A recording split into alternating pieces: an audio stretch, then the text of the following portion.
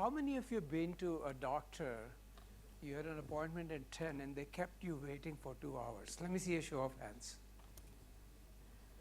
Many of you, okay? The organizers kept us waiting for 2 hours for this session, you know. So before we do anything into AI, we need to fix that, both the problems. Do you agree? Okay. Imagine that you went on Claude and said, here are the symptoms. Give me a recommendation. And Claude made you wait for an hour and a half. Would that be acceptable? Okay, all right. On that note, I'm going to talk to Karuna. Karuna, what do you think of the logo? You think a human made it or an AI made it? You talk about this logo? Yeah. Okay. Yeah, I think definitely not done by a human being. And why do you say that? Because it's too complicated. It's too complicated. Okay, all right. Do you agree? Look, we were having a chuckle about this, whether this was done by AI or not. It's okay. So that's why I asked this question. So, Karuna, I'm going to start with you and take you a few years back when you were a teenager. Okay. And my AI research told me that you were planning to go to BITS Pilani. Is that right? Oh, that's past. Okay. But the other thing my AI research told me was that you had a very severe cardiac arrest when you were 14. Oh, God. Why did you have to do that to me? No, the reason I'm asking this is because the doctors gave you a very a warning that was not so pleasant, but here you are, Okay. 20 years later, and you survived that, and you went on to do your BS in genetics, is that right? Yes. Okay. So tell us how your personal experience with health, genetics, has brought you to this stage where you have done many things in life,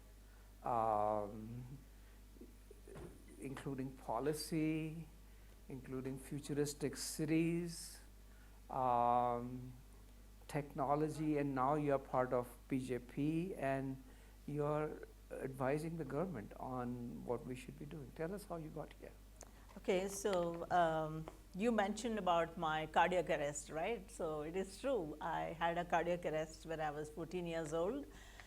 It might interest a few doctors here, but just to also clarify, it's nothing to do with the physiological status at that time.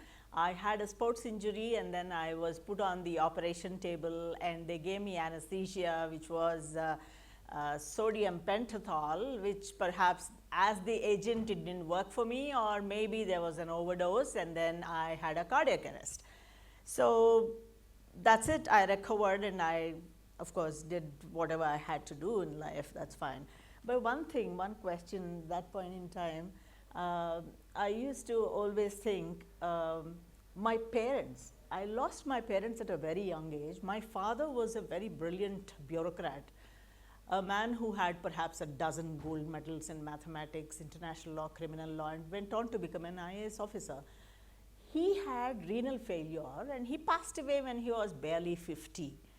And if we had access to the kind of medicines that we have, we had access to the kind of protocols, we would have been in a position to see his, genetic data, his clinical data in a dashboard, and we would have been able to really prevent, his kidney failure. But we didn't have the access. Now, coming to my mother is very interesting. At the point in time, my mother succumbed to ovarian cancer. And imagine someone as young as 34, she had a radical hysterectomy. So we were told, what is radical hysterectomy? When you remove the uterus, when you remove even the ovaries. But unfortunately for my mother, She came out with the ovaries intact, which we didn't know. But my friends, as doctors, you would know that even a small remnant, atrophied ovaries, from a single cell it can become cancerous. So that's what has happened to my mother, and fourth stage we discovered it. But had it been today, we would certainly have known through the biomarkers like CA125. We would have done that analysis and assessment, but unfortunately we didn't have those tools and technologies at that point in time. So we lost, you know, our only assets. We were all very young. But today is a different scenario. I mean, we have all the tools, we have all the techniques, we have literally everything working for us, if only we know how to seriously manage the assets that we've created. Okay, that's a great personal story, and brings me to this next question, which is, you know, for this to work, we are talking about precision medicine, and that's what our Karuna is referring to, not just generalized medicine, which we also need, by the way. So I don't think we should be so carried away and said everything needs to be precision medicine when we have literally millions of people who don't even get primary care, you know, Yeah. water and diarrhea. And so, but if we did have precision medicine, which requires both genomic data, as you mentioned, we need clinical data, and we need computing power. If I were to take a statistic of it, in India, I think we have all of it. We have lots of people, so lots of data, lots of hospitals, and if we can get that clinical data and computing power, I think we can get it. But what would we need to make sure that these things are integrated? We had some talks today about that, but give us your perspective. Okay, see, what's very important to understand, my friends, you know, I've heard other speakers, you know, they would have related to you at a personal level, but what we are discussing is at a national level. It can be quite boring, but it's also important to know what we are talking about. See, Professor, what you mentioned about, do we actually have the computing power, is that right? So, but more than directly coming to the point, it would be important to understand what we have created as digital infrastructure. We have a digital mission for health today, and some of you would know it, that we have almost 100 crore health records on this digital infrastructure called the digital mission of Ayushman Bharat. And there are almost 6.8 medical practitioners, doctors who are registered there, and 4.5 medical facilities, hospitals, primary health care centers, they're all there, and of course 450 solutions. So it's a humongous database or a portal that we are maintaining as a digital asset, one side. The other side, what we've done is there is something called we have a genome project. This is very fascinating because I have dabbled a little bit in genetics, and what India has done is 20 institutions came together and then took 20,000 samples from 83 different groups of people and came out with a 10,000 gene sequences, which is like, it's phenomenal, and we really unveiled it only recently. Okay. And so we have a corpus with us. And the third thing is the biobank. Biobank is something like we have the life samples of millions of Indians with clinical data, with genomic data, with what else we have? Lifestyle data, and also socio-economic status. Just imagine, I mean, the whole bunch is with us. Now, what about the computing power, as you said? We have something called an AI mission. Yeah. An AI mission is a separate mission focused primarily on artificial intelligence, and recently, apart from the existing assets, Government of India has given it 10,000 crores as additional investment to buy computers with enormous power. So all these coming together and giving access to startups, research organizations is like, you know, going to really propel India into a different phase. So we have it all now ready. The You're optimistic. absolutely. You're sure it's going to happen. Absolutely. Okay.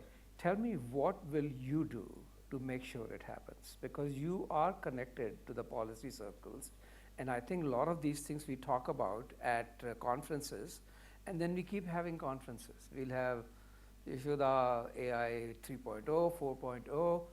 In 10 years at this conference, I'm going to have this conversation with you again and say, Karuna, did you do it or not? What will you do?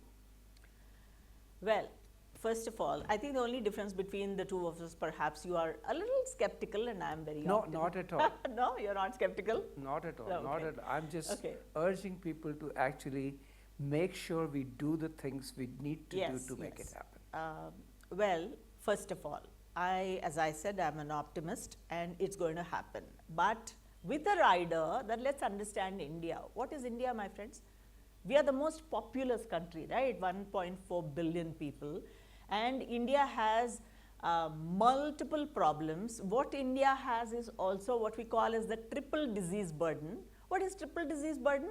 You know, typically when a country, you would know, like you are an economist, when a country moves from a developing economy to a developed economy, it leaves behind infectious diseases. It leaves behind infectious diseases and it moves towards NCDs, non-communicable diseases like cancer, cancer, cardiovascular disease, neurological diseases, etc. But you know what happened in India's case? We retained the infectious part. We have the non-communicable diseases part. So, we have the double burden. The triple burden is the accidents. So, India's disease burden is very high. We have layered problems, we have poverty, we are still a developing nation. So, notwithstanding all this, we have leapfrogged into the digital age. Every growth spurt of India is like, when you have a child, I raised my child, they have this the sprinting skills, we say, right? They're called splinter skills. So, they don't crawl, they just start walking. So, India has that kind of a capability to leapfrog, forget one stage, get into the next stage very quickly. So, I am very optimistic. Look at what we have done with our digital UPI payments. The same thing is going to happen with health data. We are going to have a unified health infrastructure very soon. Okay. So, let's talk about data sharing. Very important, right? We talked about this in this conference at many. All the data first needs to be collected, it needs to be cleaned, it needs to be put in a form that we easily usable. I assure you that our doctors are, even though they're getting technically savvy, they're not technically savvy. They think through a stethoscope, right? So we need to make this data in a form that is amenable to doctors. They're used to audio, they are used to voice, not dashboards. Okay. What do we need to do to make this data really shareable, easily accessible, both ways? Okay. Data that should come to doctors and the data that the doctors are generating should go back to the system for this to work. So, first of all, I think we should understand the fundamentals of the big data here. For instance, no doctor is supposed to be a technical expert in AI. He is not supposed to know disruptive technologies like, long, language models, and he is not supposed to know machine learning, not at all. But he is a domain expert. Right. Now you have to have a data scientist who works along with him to remove the noise. I don't know who said this. I think Mr. Manish said that. So, whenever there is like big data in terms of huge variety and volume, you need a domain expert to tell you what is noise, what can be chucked out of that, and then you sieve it and create something meaningful. And it cannot be done by the data scientist alone, it cannot be done by the doctor alone. They have to work in tandem, in cooperation and together. If that is done, they are going to get meaningful data. Okay. And I'm speaking from experience because we have done a similar exercise with water utilities and many other spaces. Do you think we should be teaching AI tools to medical students. Absolutely. Okay. Absolutely. So when I was young, we used to have this running joke that engineers like to think, so they don't like to remember anything, and doctors don't like to think, they do everything by memory. Both of them are extremes and not true, but there was some truth to that, AI probably is going to have both these capabilities, thinking as well as memory. There was a speaker earlier who was saying that, what the doctor brings in once you show the AI this thing is experience. And I kind of disagree with it, because a doctor's experience is only a few thousand patients in his lifetime. AI's experience is going to be millions of these people. So it's not the experience. Then my engineering friends will say, but we are the thinkers, we know how equations work. But soon, cloud and all these models are going to beat that in thinking as well. What do you think doctors will need to do? Are you worried that we may be training all these people and they may actually not be useful? No. Tell me why. You cannot replace doctors. Tell me why not. You cannot. See this, let's understand, you are a professor, right? There's a Worried that I'll be obsolete, by the way. Yeah. No. There's a vast, you understand learning, right? So there's a vast difference between data, information, knowledge, and wisdom. Data, you process it, you get information, then information, you work on it, you get knowledge, and then knowledge becomes wisdom when it is intuitively applied over a period of time. A doctor can intuitively look at someone and can say that he has hyperthyroidism because his eyes are bulging, I can see his palpitations from here, whereas an AI cannot do that. So the point is, you cannot replace the wisdom of a human being. They can be our assistants for lifetime. So judgment, I think that's the word I would True, like to use. So they have judgment. But you are pretty optimistic that we will still have a role to play. I'm a little worried. Of course. That AI will. No. You will never become obsolete. I don't see you becoming obsolete ever. You mean me personally, you. right? Yeah. Okay. All right. I wanted to make sure. I promised Karuna when we met, we were discussing this yesterday, that I will reach out to the audience and see if they have questions. But there are two rules. You can raise your hand and ask a question, but the two rules are, your first statement should be a question. Everybody got that? It can't be a statement, it's be a question, and there should be no second statement. So, and I have the right to rephrase your question just to make sure that I understand it. We have a few minutes, so I'll go to the audience. No, nobody has a question. You'd rather be outside, right? Yeah, they're all having. No, yes. Afternoon, yes, this please is go injustice. Ahead. Yeah, there's a hand. In the purple, light purple shirt, yes.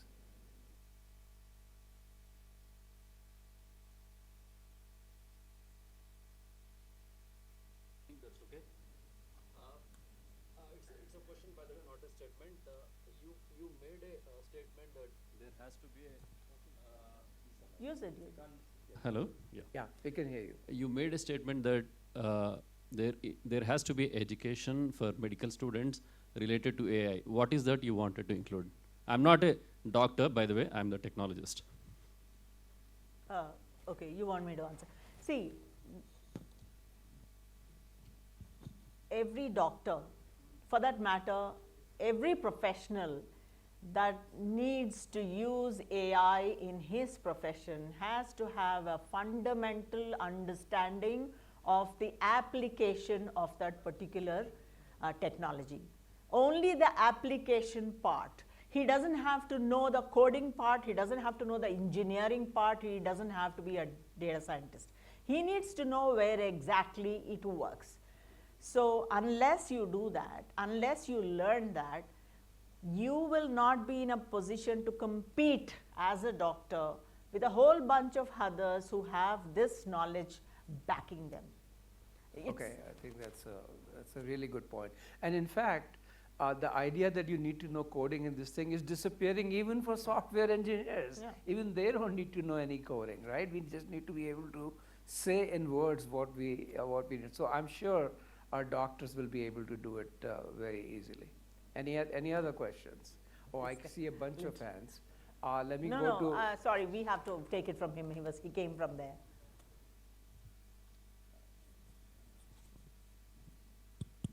No doubt the promise of AI has been sold, since this morning. Now, AI is still the cherry on top. Yes. The data foundations is where the real magic happens. The real work needs to be done. What are we doing about it to solve that huge issue The real work? of building out the data foundations so that AI can actually work? So we are working on that. I mean, if you're talking from the national perspective, we're doing a lot of foundation work that is invisible. Perhaps, as you know, when you build a house, you're doing the foundation work that nobody can actually see and praise, etc. We are cleaning up. First of all, we're in the process of collecting data, which itself, you ask me, I mean, last 20 years ago, I was a part of the digitization experiment of the government, especially I worked in the city space, and getting data itself was so difficult for us. So we are now getting the data, sanitizing the data, which is again a very complex thing, and then aggregating the data. Now we are looking at disaggregation of data. Now this is the most important thing that we are doing. I'll just give one example, Professor. I mean, do you mind remain standing? So what we are trying to do now, for instance, if you, when you talk about precision care, what we have done so far, or what India plans to do is, it takes the data, let's say, of basically the urban samples of people who are educated, urban, rich, insured communities, and they make large LLM models, and then this works very well for them. But they have marginalized the rural population, the poor, and the uneducated, right? So what India has to do now, what we are doing now, we are trying to disaggregate, get this pool of people and get them onto the AI, at least build models around their requirements. Now the same thing is happening in healthcare. For instance, I am a woman and he is a man, right? So if he has a heart attack, he will survive, Karuna will not survive. You know why?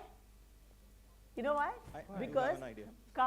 Heart attack presents itself differently in a man.